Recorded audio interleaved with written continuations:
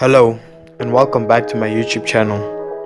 On Saturday, Liverpool welcomed Chelsea at Anfield, which is a stadium known for having one of the best and loudest fans. This atmosphere created at Anfield makes it tough for other teams to leave the stadium with any points. Chelsea got to a fine start with an early goal.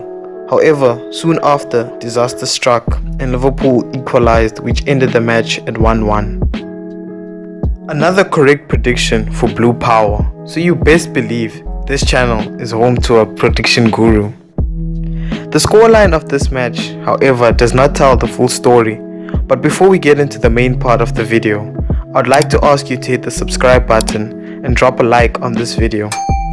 So without further ado, let's get back into the video.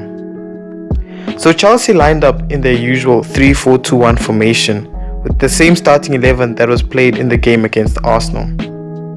I was under the impression that Tuchel was going to switch up the formation and bring back Werner and possibly Chilwell to ensure Chelsea is solid when going forward and on transition, which is a big weakness in Alonso's game, and when playing against the creativity of Trent Alexander-Arnold and Salah, I felt as though Chilwell would be a better option. However, Alonso has massively improved under Tuchel and has improved on his defensive abilities and managed to keep the duo at arm's length.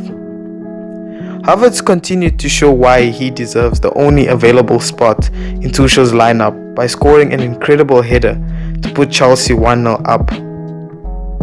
Alisson deserves part of the blame for the second goal, as an attempted cross from Alonso was deflected away from goal, and instead of immediately running to get the ball and stopping the corner, Alisson lost concentration for 1 second and it cost him dearly. This is a problem Kepa battled with, as he would never remain fully focused on the game, and it cost him his spot in the first team.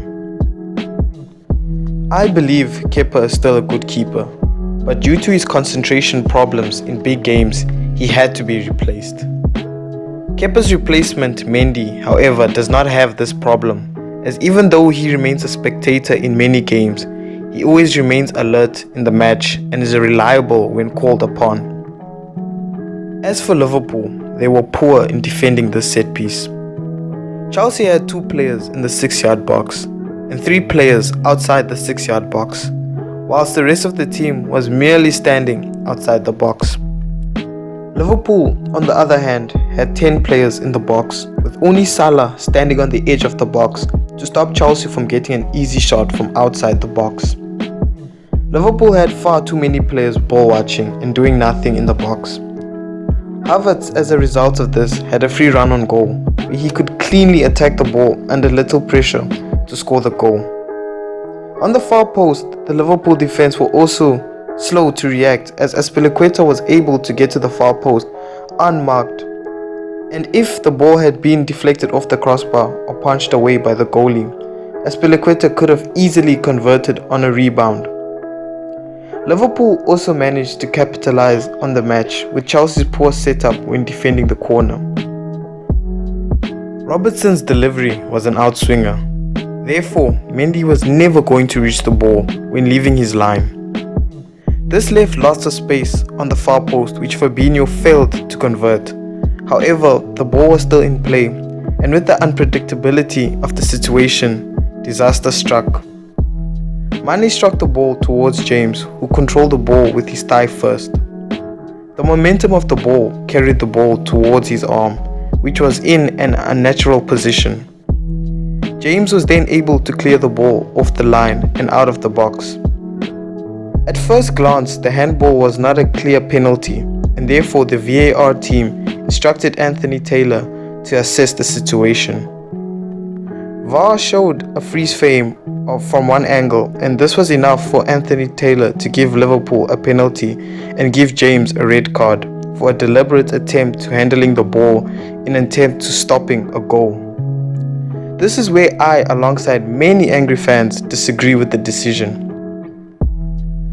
VAR has had its fair share of controversial incidents. However, this time, Taylor was truly biased and incorrect in his decision. Taylor looked at one angle concerning the incident. A freeze frame image of an incident is the worst way to judge what really happened. However, Taylor believed that it was enough. It is important to note that the incident was indeed a clear-cut penalty. However, it is far from being a red card, as the ball clearly bounces off his thigh first and then hits his arm. This poor decision allowed Liverpool to equalize and finish the game against a 10-man Chelsea squad. Mendy proved in this game that he deserves to be the goalkeeper of the season, as he had a man-of-the-match performance by making important saves that kept Chelsea in the game. Last season, at the brink of halftime against Liverpool, Chelsea went a player down and lost that game. However, this time under Tuchel, Chelsea managed to see out the game while looking dangerous on the counter-attack. Club football is on a break at the moment, but I believe Chelsea will come back strong as ever. Before signing off, I want to acknowledge N'Golo Kante for winning midfielder of the season, Thomas Tuchel for winning manager of the season, and lastly to double European champion Jorginho for winning player of the season. Thanks guys, and I'll see you in the next video.